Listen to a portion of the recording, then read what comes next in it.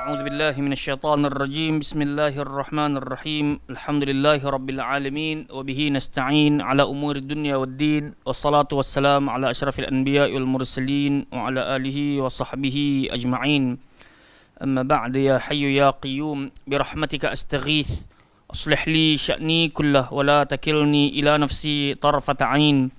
لا إله إلا أنت سبحانك إني كنت من الظالمين. Assalamualaikum warahmatullahi wabarakatuh. Apa khabar semua, sihat? Alhamdulillah, thumma alhamdulillah, kita bersyukur kepada Allah Subhanahu wa taala dengan limpah inayah, pertolongan dan hidayah. Allah Azza wa Jalla kurnia bekalkan kepada kita malam hari penuh barakah ini dapat sama-sama kita bertemu untuk mempelajari kalamullah.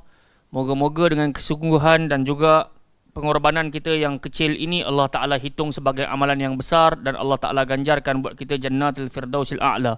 Amin ya Rabbal Alamin. Fa insyaAllah, sebelum kita pergi kepada pembacaan Al-Quran sebagaimana biasa, mari sama-sama kita selusuri berkenaan dengan pelajaran tajwid Al-Quran Rasam Uthmani, yang mana hari ini kita akan sambung pada muka surat ke-63 pada tajuk yang baru, iaitu hukum bacaan mad dan juga qasar. Baik, jadi tanpa kita buang masa, semua dah buka muka surat masing-masing. Muka surat 63, setengah buku 64. Okey, jadi tajuk besarnya hukum bacaan mad dan juga qasar. Jom kita kenal siapa dia mad, apakah itu mad. Mad menurut bahasa lebih ataupun tambahan. Menurut istilah ilmu tajwid, memanjangkan sebutan suara lebih daripada 2 harakat dengan huruf mad pemanjang pada ketika pertemuannya dengan huruf hamzah ataupun tanda sukun. Jadi kadang-kala teori ni bagi kita pening, kan?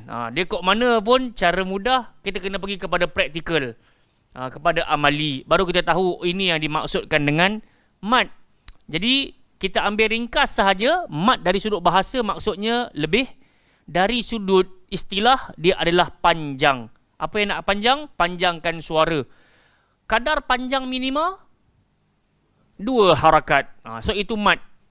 Setiap bacaan, setiap kalimah yang kita baca padanya 2 harakat dan lebih, itu dipanggil mad. Mad ada banyaklah pembahagian dia. Dengan mad aslinya, dengan mad badalnya, dengan mad tamkin, dengan mad arid li sukun, macam-macam mad. Apa sahaja namanya mad, insya-Allah bacaannya panjang. Minima 2 harakat. Qasar menurut bacaan adalah tahan ataupun tetap. Menurut istilah ilmu tajwid, menetapkan sebutan suara di atas huruf mad tanpa tambahan ataupun memanjangkan sebutan suara tidak lebih daripada 2 harakat. Jadi apa sahaja yang tidak lebih daripada 2 harakat kita panggil sebagai qasar. So qasar ni maksud dia pendek ataupun tahan lah. Sebab tu kita ada jamak qasar. So memendekkan. So jangan memanjangkan lah. Kalau panjang terus dia bertukar jadi mad. Dahulu ada orang bila kita tanya apakah itu harakat, maka dia kata harakat tu panjang. So kita kata salah. Harakat maksud dia gerak. Sebab tu ada surat khabar harakah. So harakah maksud dia gerakan. Sebab tu dekat Mesir dia ada harakah ikhwan, ikhwani, ikhwanul muslimin. So harakah tu maksud dia gerakan. Jadi apa yang nak digerakkan? Jari jemari. So berbezalah dengan mad. Boleh nampak sekarang? So mad bukan harakat bukan panjang. Harakat adalah gerakan, mad itu yang panjang. Baik. Huruf mad ada 3. Semua orang tahulah ni. Huruf pertama huruf alif, dan syarat nak tahu alif ni mad, huruf sebelumnya mesti berbaris di atas ataupun fathah. Contoh dia kita sebut sama-sama. Qala. Kalau saya baca qala, betul ke salah? Sebab apa? Kita memendekkan, kita telah mengqasarkan. Sepatutnya kena madkan. So kena panjangkan. Barakallahu fikum. So cara nak kenal alif mad, dia mesti sebelum dia baris atas, apa-apa huruf lah sebelum dia. Selama mana dia berbaris atas, terus alif tersebut menjadi alif mad. Yang kedua, waw. Huruf sebelumnya mesti berbaris dhammah ataupun berbaris hadapan. Contoh kita sebut sama-sama. Yaqulu. So tak bolehlah baca yaqul. Tak jadi. Kalau kita baca yaqul, dia akan berbeza bunyi, dia akan berbeza makna. Yaqulu, dia sedang berkata. Madza yaqul, apa yang sedang dia katakan? Boleh nampak tak? Fayaqulu, maka dia telah mengatakan ataupun dia sedang mengatakan. So yaqul. Tapi kalau kita kata yaqul, maksud dia adalah katakanlah. Beza tak makna dia? Dia sedang berkata dengan katakanlah. Hendaklah dia katakan. Gitu. Kan banyak hadis Nabi, fal yaqul. Dalam satu hadis Nabi kata apa? La yatamannayanna ahadakumul maut. Jangan ada salah seorang pun di antara kalian yang berharap agar segera mati. Lidurrin nazalabih, dengan sebab mudarat yang ditimpakan ke atasnya. Fa in kana la budda mutamanniya, kalaulah dia terpaksa juga berharap untuk mati, fal yaqul. Nampak tak Nabi kata? Fal yaqul, maka hendaklah dia katakan, Allahumma ahyini ma kanatil hayati khairan li wa tawaffani in kanatil wafati khairan li, atau kama qala. Nabi kata, kalau kau terpaksa juga berharap supaya segera mati, maka berdoalah, ya Allah, hidupkanlah aku jika kehidupan itu lebih baik untuk aku, dan matikanlah aku jika kematian itu lebih baik untuk aku. Faham tak? So poin utamanya yang saya nak sebut, fal yaqul tadi tu, yaqul. So bahasa Arab ni tertukar sahaja, satu kalimah terbuang, tertambah panjang, berubah habis segala maksud. Sebab tu saya puji kalian sudi hadir mengaji Al-Quran. Kita bukan nak bagi tahu orang ramai yang kita bagus baca Quran, tapi kita nak didik diri kita supaya jangan senantiasa rasa bagus dengan bacaan yang kita ada. Cuma kita nak kena top up. Benda ni basic kot daripada darjah tadika kot, darjah 1 kot. Mat asli ni. Huruf mat awi dulu kita belajar kan. Nak time tu awi tengah top. Kan? Dulu ustazah saya begitu ada ustaz. Apa huruf mat asli, apa huruf mat, ingat penyanyi. Kita pun terkejut. Tapi waktu tu kita awi wings. Sekarang dah tak payah ingat dia dah lah. Kita dah tahu dah huruf dia, alif, waw, ya. Baik, jom kita pergi pada huruf yang ketiga. Huruf ya, cara nak kenal ya tu ya mat, sebelumnya mesti berbaris kasrah ataupun bawah. Jadi abang Zul, Eti, yang lain, kena ingatlah, dalam bahasa Arab dia ada, kalau baris atas dia sebut fathah. Bukan fathah. Kalau baris depan, dhammah. Kalau baris bawah, kasrah. Dan kalau kita baca dalam tanwin pula, nanti kita akan jumpa fathatain, dhammatain, kasratain. Nampak? Baris 2 di atas, kita belajar dulu kan, baris 2 di bawah, baris 2 di depan. So kat sini pun kita dah boleh belajar perkataan-perkataan bahasa Arab. Baik, contoh dia kita sebut sama-sama. Qila. Tak bolehlah kita sebut qila.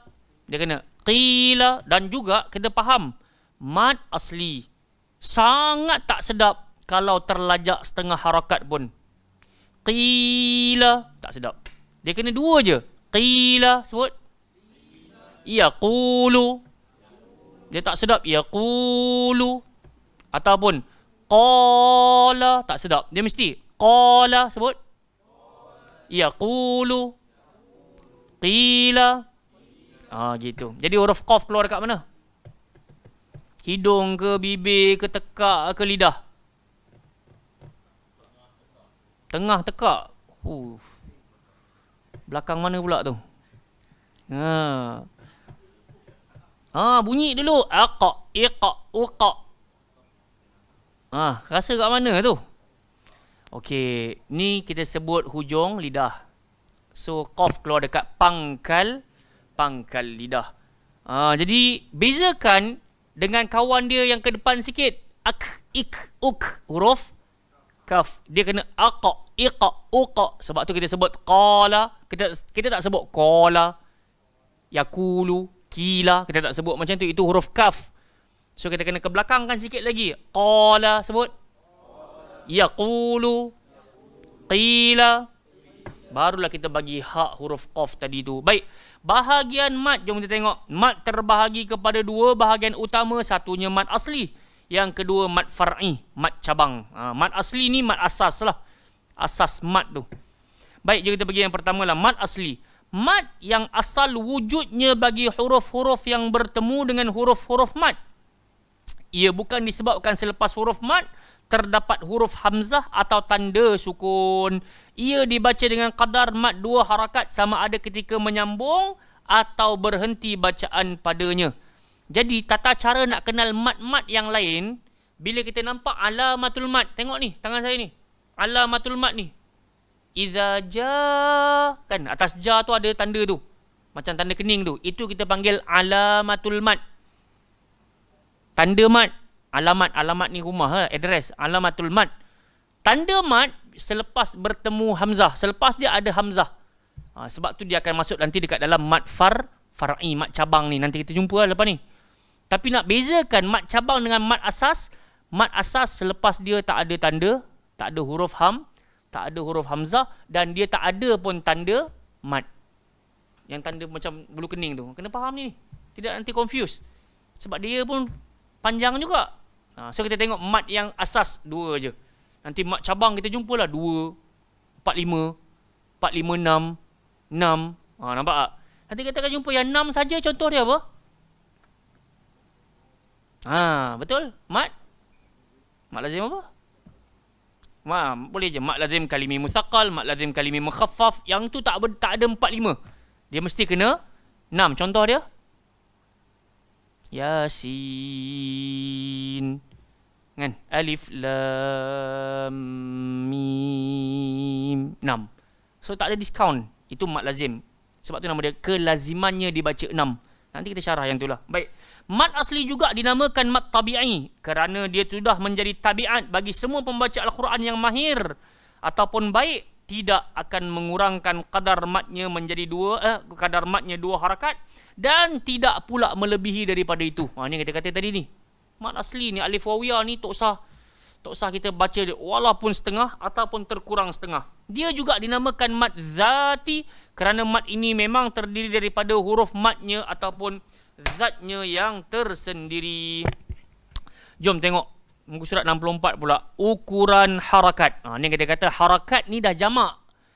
Kalau mufrad dia harakah. So disebut harakat. Maksudnya lebih daripada 1. So dia ada jamak dia jadi harakat. Baik, ukuran panjang bacaan 2 harakat dikira dengan 2 kali gerak anak jari. Yang ni kita sebut tu, gerakan. Iaitu menggenggam anak jari yang terbuka atau membuka anak jari yang tergenggam. Sama ada kita buat macam ni, lam mim ataupun lam. Ikut pada kita punya selesa lah. Nak genggam ke ataupun nak buka genggaman. Yang penting jari kena gerak, barulah nama dia harakat. Jelas? Baik. Iaitu menggenggam anak jari yang terbuka atau membuka anak jari yang tergenggam secara sederhana. So dia tidak terlalu laju, tidak pula terlalu gitu lembab. Orang mau menyampah. Begitulah harakat dikira menurut gerakan anak jari. 1 harakat adalah dikira 1 gerakan anak jari. So mudah. Orang kalau tak belajar, saya mengajar banyak old timer kan, makcik-makcik, pakcik-pakcik. Bila kita kata pakcik, yang ni kena baca 6 harakat, so dia jadi blur. Apa yang 6? Apa yang harakat? Kita duk anggarkan semua orang pakat-pakat tahu, kan? Kalaulah tak tahu harakat tu gerakan, sekurang-kurangnya dia tahu 6 naik jari, tapi dia tak pernah tahu. Jadi kawan-kawan antum dituntut juga kena syarah kat kawan-kawan yang lain, ajar. Paling utama ajar siapa? Family lah. Isteri, anak-anak, penting. Ini sumber-sumber yang akan membantu kita ke alam kubur nanti. Orang duk pandang, alah jiran hujung taman tu bagus baca, hantarlah bulan-bulan bayar RM40, RM50 kat dia, suruh dia mengajar je. Bukan tak boleh. Kita nak bayar 100.5 pun tak ada hal. Tapi isu dia rugi kat kita. Padahal benda ni kita belajar Saban minggu. Kita yang ajar insya-Allah. Baik, jom kita tengok. 1 harakat, 1 gerakan anak jari. 2 harakat, 1 alif disebut qasar. 4 harakat, 2 alif disebut tawassut. Dan yang ketiga, 6 harakat, ada 3 alif disebut mad panjang. Tengok, yang ni pun kita akan blur, tapi tengok pada contoh kita akan faham. Jom sebut contoh-contoh mad asli. Yang pertama kita sebut sama-sama. Kanata. Okey. Biasa tak jumpa perkataan kanats dalam Quran? Kanats biasa jumpa tak? Kanats. So, kat sini kita jumpa kanata. Kanats seorang perempuan yang telah. Kanata 2 orang perempuan yang telah. Jadi kalau kita bagi pendek kan, dia akan jadi apa? Berubah tak cerita yang sepatutnya 2 orang menjadi seorang? Sebab tu mat asli pun kita kata, alah ustaz, 2 harakat diskaun 1, masalah apa ustaz? Saya terpendek je pun. Sebab tu tadi kita syarah di awal tadi, dia kata sama ada sambung 2, sama ada berhenti 2. Ini mat asli. Nampak? Dia nanti kita jumpa mat jaiz kalau sambung 4 atau 5. Kalau berhenti, nanti kita jumpa yang tu pula mat jaiz. Tapi yang ni sekarang ni, dia sambung pun 2, dia berhenti pun 2. Nampak? Nafas kita sampai dekat kanata sahaja kan? Kita berhenti kanata, habis 2 harakat. So tak boleh berhenti kanats, tukar cerita. Boleh nampak? Okey, kita pergi pada yang kedua. Kunu. Okey, kunu ni pula adik-beradik kana ni tadi. Tapi kunu ni untuk berapa orang? 3 dan ke atas. So kalau nak cerita pasal 2 orang, kana panjang. Kalau 2 orang perempuan, kanata macam tadi. Nampak? Kunu wa kunu ibadallah. Nampak? Biasa kita jumpa ayat Quran kan? Wa kunu lillah wa qulu dan semisalnya. So dia kena panjang. Lepas tu dia cerita pasal ramai. Okey. Yang ketiga. Khalifatan. Sebut. So nak kenal mat asli, ya tu langsung tak ada baris sebelum dia berbaris apa? Kasrah bahasa Arab. Baris bawah dalam bahasa Melayu. Jadi tak boleh baca pendeklah khalifah. Tak betul. Khalifah. Sebut. Okey, kita pergi yang atas pula. Qalat. So dekat sini, dekat mana dia punya mautinus syahid? Tahu tak mautinus syahid tu apa? Dekat mana point dalam ayat, dalam kalimah ni yang menunjukkan dia tu mat asli? Alif. Ataupun kita sebut qa. Kat situ mautinus syahid dia. Jadi kena baca berapa harakat? Sebab apa baca 2 harakat? Sebab alif tu sebelum dia berbaris fathah atau atas. Yusuf. Sebut. Kathirah. Jadi gitu. Ada siapa tak faham mat asli? Faham tak? Jangan malu, kita dah lah tak ramai. Sepatutnya tak patut malu pun. Tak faham, tanya terus. Jelas. Mat asli paling mudah lah kot. Dalam adik-beradik mat. Poin dia kena simpan dalam kepala. Kalau kita nak sambung pun 2. Kalau kita nak berhenti pun 2. Tapi perasanlah perkataan qalats. Confirm lah kita kena berhenti dekat lats. Mana kita boleh berhenti qa. Orang tak faham. Arab lagi tak faham apa benda yang qa kan. So qalats kena berhenti kat situ. Jadi kanata orang faham kalau berhenti. 2 orang perempuan yang telah. So kita tarik balik kanata. 2 orang perempuan yang telah buat apa? Dan seterusnya. Okay, next week kita sambung pada mat far'i pula. So kat sini tak ada apa nak tanya ke? Jelas ke tak jelas? Setakat ni Hasri okey kot? Okay, jom kita terus pergi kepada pembacaan Al-Quranul Karim. Hari ni kita akan sambung pada muka surat. Siapa ada tanda? Muka surat 70 ke 69? Ayat 153, muka surat 69. Jumpa muka surat 69 ayat bawah kali.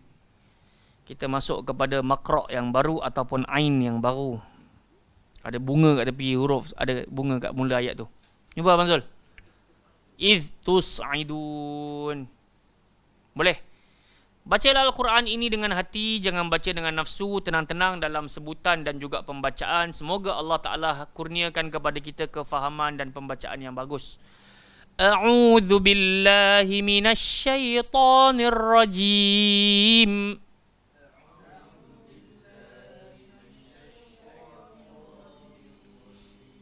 Okey, tadi mat asli kan? Tolong bawa keluar dalam a'udzubillah ada berapa mat asli? Tolong bawa keluar.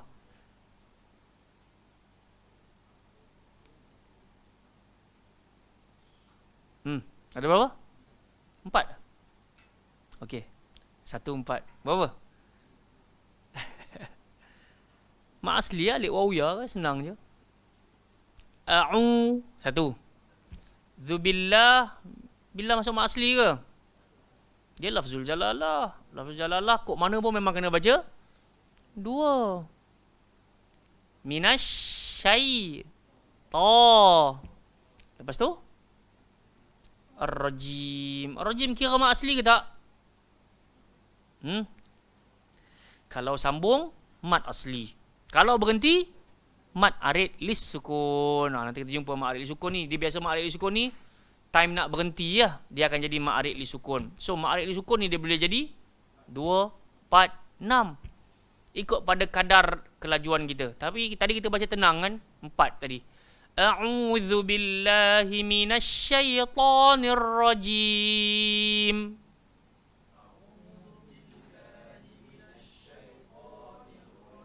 Okey, tengok balik Quran. Iz tus'iduna wa la talwuna ala ahadin war rasul.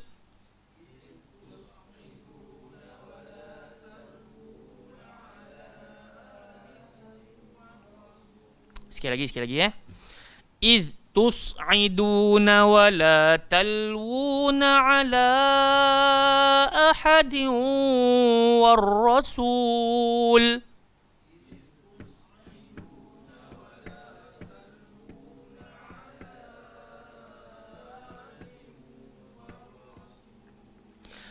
والرسول يدعوكم في أخراكم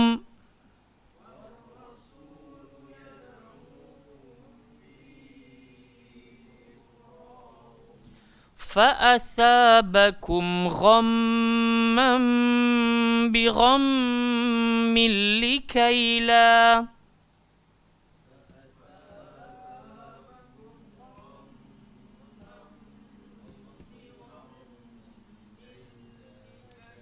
Okey, ingat dalam kepala tanwin bertemu lam sampai kiamat tak akan dengung. Bighammil likaila. Sebut. Tarik belakang sikit. Ghammam bighammil likaila.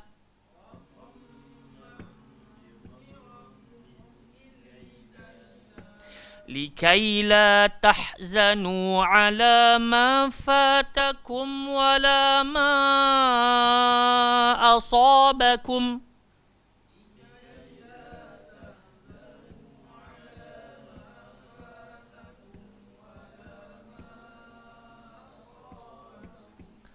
والله خبير بما تعملون.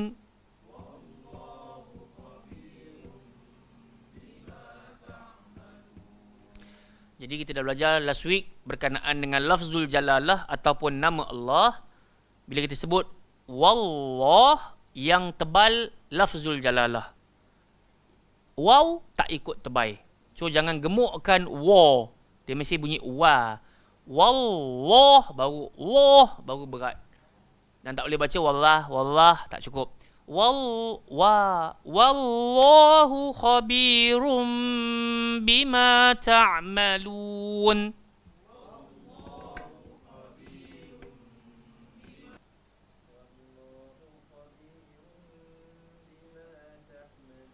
Masya-Allah, barakallahu fiikum. Bagus.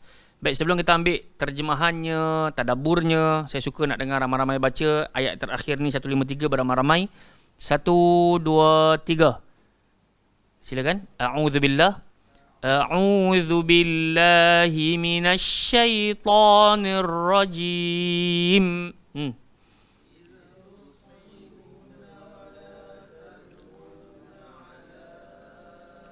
أحد والرسول يدعوكم في أخراكم.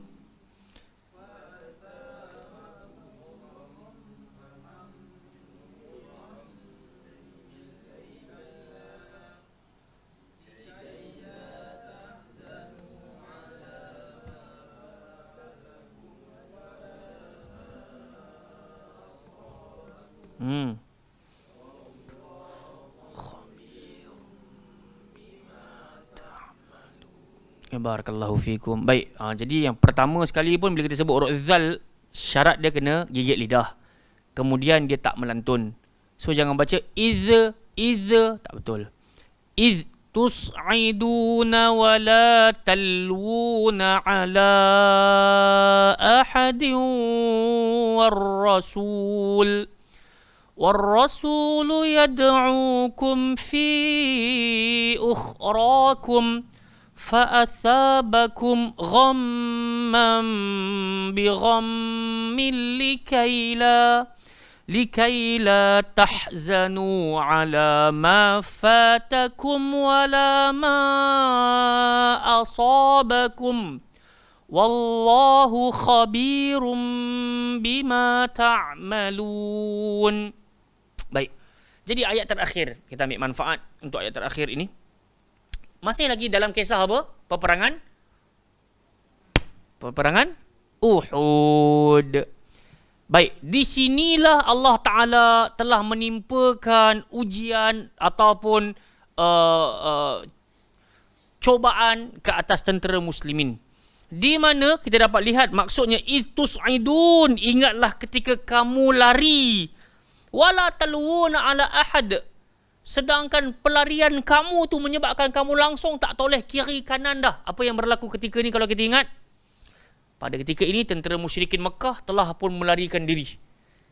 Jadi tentera-tentera pemanah yang berada di atas Jabal Rummah pada ketika itu mereka nampak harta yang begitu banyak dekat bawah. Apa ucapan mereka? Wallahi la anzilanna, demi Allah kami benar-benar akan turun. Abdullah bin Jubair, ketua tentera pemanah, dia kata apa? Tak usah turun.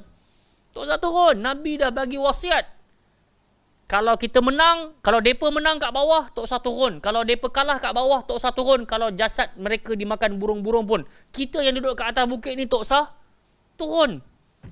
Tapi hak lain, minkum mayuridu dunya, kan? Ayat lepas kita baca kan, di antara kamu ada yang begitu terkesan dengan dunia, sampai-sampai keluar ucapan itu, wallahi la anzilanna, demi Allah kami akan turun.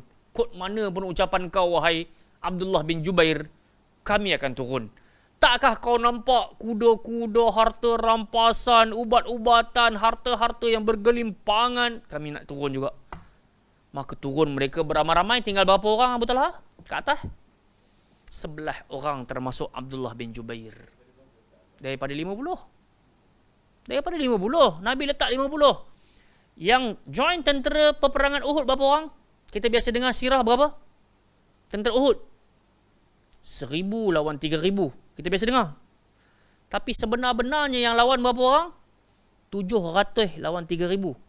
Sebab once semua dah sampai dekat Uhud, Nabi tanya dekat Abdullah bin Ubay. Tadi Abdullah bin Jubair. Ni Nabi tanya Abdullah bin Ubay. Ya Abdullah, ketua munafik.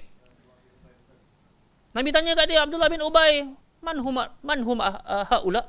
Ni siapa ni? Aku tak pernah nampak orang-orang muka-muka ni semua. Abdullah bin Ubay pun kata, ya Rasulullah, inilah dia orang-orang kafir yang nak tolong kita tentera Islam untuk mengalahkan tentera kafir Makkah. Oh, Nabi dengar tu menyirap. Nabi kata, aku bagi dua pilihan. Satunya, mereka ni masuk Islam. Yang keduanya, hantar pi mereka balik ke Madinah semula. Yang Islam je stay kat sini. Jadi Abdullah bin Ubay bila dengar ucapan Nabi ni, kiranya macam kita sebut bonus lah. Pasalnya, waktu Nabi bagi cadangan lakukan peperangan dalam negeri Madinah ataupun dalam Madinah, area masjid Nabi, dia setuju. Supaya apa? dia tak payah keluar rumah. Jadi bila Nabi kata sama ada mereka ni masuk Islam ataupun mereka ni pergi balik semula, dia pun setuju. Okey, aku hantar mereka ni balik. So dia jadilah escort. Berapa ramai yang keluar? 300. Daripada 1,000, 300 Abdullah bin Ubay bawa balik. Sebab tu Abdullah bin Ubay ni juga salah satu perangai dia digelar sebagai Ra'sul Munafiqin, kepala bapa segala apa? Munafik. Bapa segala munafik, kepala segala munafik, Abdullah bin Ubay. Bermuka-muka. Jadi dia bawa 300 balik, tinggal 700. Bila sampai kat medan Uhud, 700 orang ni, 50 Nabi suruh duduk kat atas bukit pemanah. Itu yang Nabi bagi wasiat. 600 duduk kat bawah. Cover. Dengan perempuan-perempuan yang menjadi jururawat ataupun tukang bagi air time tu. Istus'idun. Ini yang Allah Ta'ala sifatkan. Bila mana tentera kafir musyrikin semua pakat-pakat lari, depa yang duduk kat atas tu nampak. Ui, jauh dah lari tu. Harta kat bawah ni. Tak terkebil-kebil lagi. Kita pun kalau jumpa duit tepi jalan, macam mana keadaan? Macam monyet dapat bunga.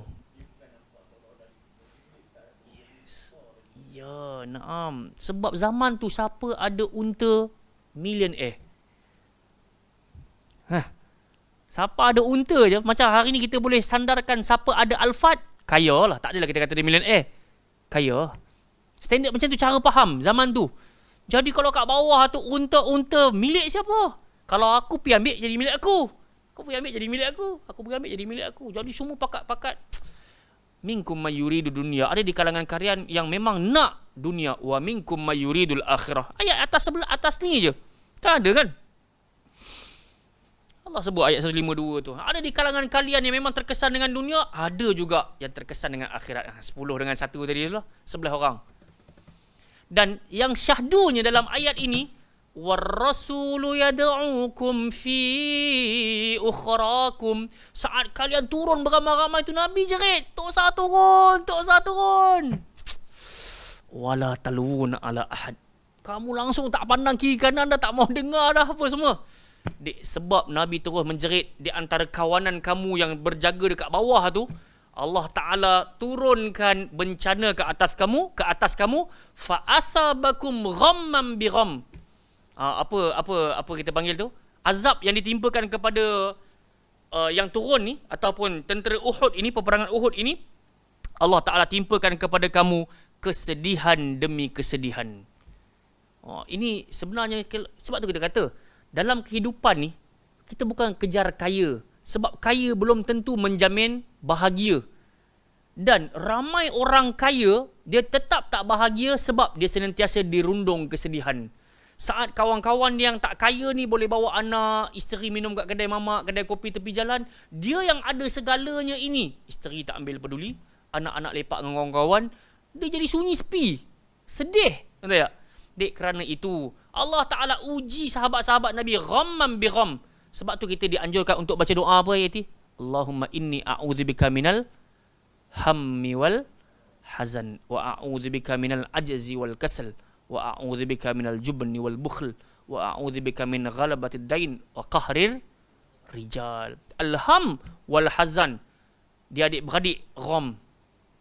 Kalau ham ni sebahagian berpendapat kesedihan waktu sudah mak ayah kita meninggal ya. Ham, oh sedih. Ataupun hazan yang bakal berlaku. Kesedihan yang kita tak tahu. Tayar pancit sedih ke tak sedih? Sedih lah. Kalau slipper hilang sebelah, sedih tak sedih? Kita berlindung, ya Allah, jangan timpakan kesedihan. Gham, gabungan terus ya, dia jadi macam sebab tu ada dalam Hisnul Muslim doa indal karb, doa ketika kegelisahan, al-gham, ialah duka cita dan semisalnya. So Allah Ta'ala timpakan ke atas mereka-mereka ini ghamman bigham. Sebab apa? Kesedihan kaum muslimin disebabkan mereka tidak mentaati perintah Rasulullah sallallahu alaihi wasallam yang mengakibatkan kekalahan bagi mereka. So bila semua pakat-pakat turun, pada ketika itulah Khalid bin Al-Walid yang belum lagi memeluk agama Islam, dia selaku ketua tentera berkuda untuk pihak kafir musyrikin Mekah telah membuat pusingan semula bukit Uhud. Dia buat U-turn tu. Saat saya duduk di sana, seorang syekh yang dia bahas kelajuan kelajuan kuda Khalid bin Al-Walid luar biasa. Sekejapan sahaja dia boleh naik duduk dekat atas bukit pemanah tadi, dan ketika itu Abdullah bin Jubair and the gang gugur syahid. Peperangan Uhud berapa ramai orang mati syahid? Paling besar 70. Dan di antaranya terdapat siapa? Hamzah bin Abdul Muttalib lagi, Hanzalah lagi, Mus'ab bin Umair. Nama-nama besar ni ya. Banyak. Kalau kita ambil nama-nama ni, kita baca sejarah sirah mereka pula, memang sayu lah. Kan, Mus'ab bin Umair, macam mana kita tahu waktu dekat Mekah, kalau dia berjalan saja, orang tak pandang pun orang tahu tu Mus'ab bin Umair sedang lalu. Sebab apa ini? Sebab perfume dia hanya dia seorang je dekat Mekah. Orang tak nampak pun dia lalu. Mus'ab bin Umair lalu. Sampai dekat Madinah, slipper koyak, baju berjahit. Nabi tengok menangis, teresak-esak Nabi SAW. Dia dahulu orang kenal dekat Mekah sebagai orang yang tampan dan orang yang betul-betul bangsawan lah orang kata. Kaya raya. Tapi sampai kat Madinah hijrah dengan Nabi SAW, baju koyak-koyak, slipper putus. Menangis Nabi. Nabi muliakan dia, Nabi bagi dia pegang apa? Pegang apa kita panggil lah? Bendera. Panji. Apa yang berlaku ketika Mus'ab pegang dengan tangan kanan dia, tentera berkuda datang potong lah. Jatuh depan. Dia ambil tangan kiri. Potong lagi, jatuh lagi. Apa dia buat lepas tu? Di antara dagu dan juga dada dia ambil. Ikhlas datang. Meninggal. Wafat Mus'ab bin Umair. Begitu kisah sejarah-sejarah yang kita dapat sebutkan. Waktu saya cerita ni dekat Bukit Uhud, memang terasa dia punya aura dia tu. Kita boleh cerita kan kawasan mana dia berlari, kita bayangkan kan semua orang panjat bukit pemanah. Ada fadilat ke tak ada fadilat Abang Zul? Panjat bukit pemanah. Tapi ramai orang sibuk nak panjat pasal nak apa tu? Itu dari sudut badaniah lah kan. Tapi dari sudut spiritual, ghaibiyat, malah ramai orang jatuh sakit, luka berdarah lagi penat dapat. Okey. Likaila tahzanu. Allah Ta'ala sebut kenapa Allah Ta'ala timpakan kesedihan demi kesedihan, supaya agar kamu tidak bersedih lagi terhadap apa yang telah luput daripadamu dan terhadap apa yang menimpamu. Harta pun tak dapat, kekalahan malah yang dapat. Jadi Allah Ta'ala uji gitulah. Sedih. Tapi kesedihan tu tak berpanjangan. Nanti kita jumpa ayat yang berikutnya. Thumma anzala alaikum min ba'dil ghammi amanah. Lepas tu Allah timpakan keamanan. Tu minggu depan kita syarah lah. Poin utama dia, wallahu khabirum bima ta'malun. Allah sangat mengetahui, sangat mendalam atas apa yang kita semua kerjakan. Sebab itu dalam kehidupan ni, kawan-kawan sekalian, mintalah bantuan Allah Subhanahu wa ta'ala. Kita sorok macam mana pun aib kita, Allah Maha tahu. Kita buat baik macam mana sekalipun, kalau tak didendangkan oleh orang ramai pun Allah Ta'ala Maha tahu. Kan? Tinggal lagi gitu, mintalah kekuatan kepada Allah agar kita sama-sama dapat hidup di atas jalan yang lurus ini sampai kita mati. Amin ya Rabbal Alamin. Diberikan kekuatan, semangat nak baca Quran, nak mengaji, nak ambil pemahaman tadabbur, nak belajar fiqh, nak belajar tafsir, nak belajar hadis, supaya kita boleh sebarkan manfaat kepada yang lainnya. Dan juga secara tak langsung kita angkat darajat diri kita daripada awam menjadi talabatul ilm, penuntut ilmu. Dan kalau kita senantiasa bergelumang dengan ilmu, tak mustahil Allah angkat darajat kita menjadi alim. Dan bila alim semua berkumpul, itulah yang dipanggil ulama, jamak kepada alim tadi tu. Taib, kita rasa kita berhenti dekat sini insya-Allah. Pada pertemuan akan datang kita akan sambung pada ayat yang ke-154 pada muka surat 70 insya-Allah. Yang baik datang pada Allah Taala, yang lemah datang daripada diri saya dalam berkongsi. Panjang umur murah rezeki, kita bertemu lagi. Subhanakallahumma wa bihamdika asyhadu an la ilaha illa anta astaghfiruka wa atubu ilaik. Sallallahu alaihi nabiyana Muhammad ala alihi washabihi wa baraka wasallam. Assalamualaikum warahmatullahi wabarakatuh.